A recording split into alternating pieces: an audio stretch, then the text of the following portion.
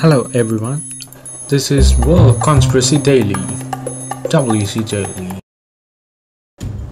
Prime Minister Narendra Modi ideas of Asia-Africa Growth Corridor or AAGC as reflected in the joint statement with Japanese Prime Minister Shinzo Abe in November 2016 has got enhanced attention, particularly in the context of China's One Belt One Road initiative.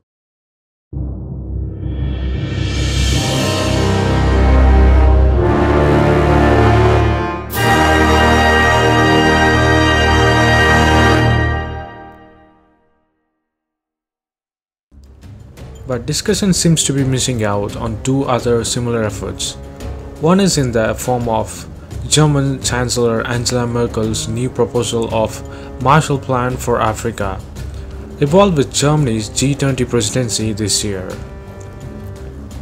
Two is the new Silk Road, an idea that then US Secretary of State Hillary Clinton articulated in 2011 and has now been resurrected by the Trump administration. AAGC is being viewed as a challenge to these three multinational initiatives from India and Japan. This may not, however, reflect its real intention.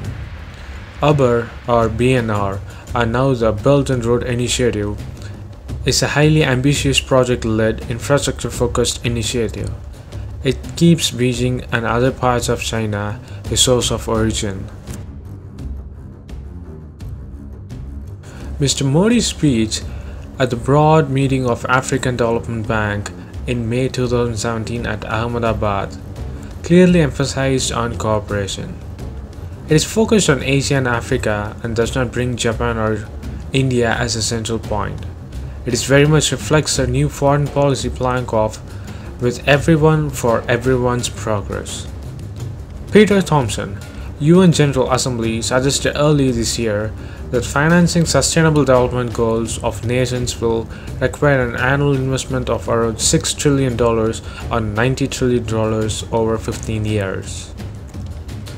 According to the Addis Ababa Action Agenda, the 4 A's, the infrastructure gap among the developing countries requires 1 to 1.5 trillion annually. The 4 A's call for raising $100 billion from market source to bridge this and associated gaps by 2020. This effort was estimated to bring 550 million people out of poverty. China's BRI, or the Belt and Road Initiative, is precisely trying to bridge this gap.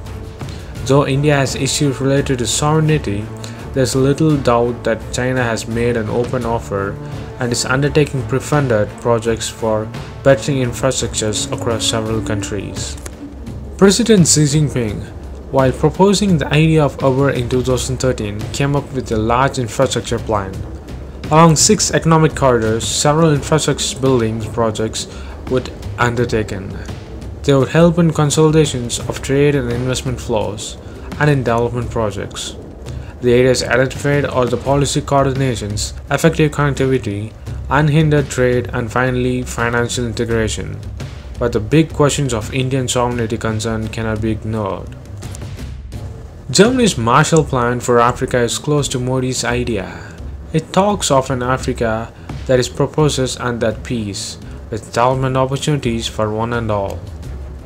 Very much in the line with India's priorities, it gives emphasis on local job and investments with greater value additions and less of the exports of raw materials from Africa.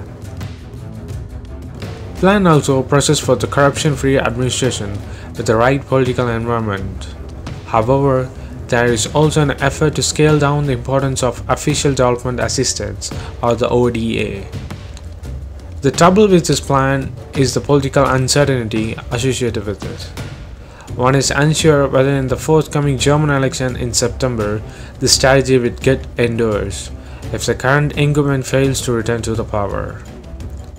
The idea of AAGC, on the other hand, has evolved with the specific and India.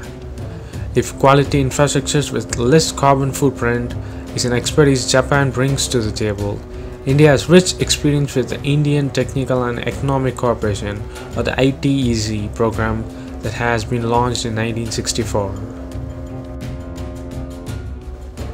The vision document of AAGC has detailed three main aspects of connectivity: physical, institutional, and people-to-people.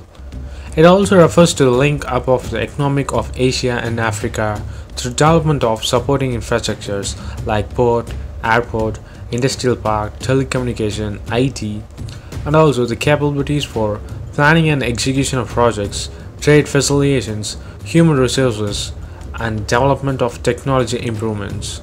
It is expected to be achieved with participations of various actors according to their needs and strengths. These new ideas around the specific corridors are bringing in new global governance models where one may think of new structures, with their multiple actors functioning under the multiple configurations, with a high degree of flexibility and enhancing scope for global joint action, and less emphasis on ideological divides. This is about moving beyond the equatorial divide. In an era of stalled multilateral talks, Brexit and Trump's protectionism, this may be a way forward. So what do you think of India's Asia-Africa Growth Corridor project? So what do you think of Prime Minister of India, Mr. Narendra Modi's idea of Asia-Africa Growth Corridor?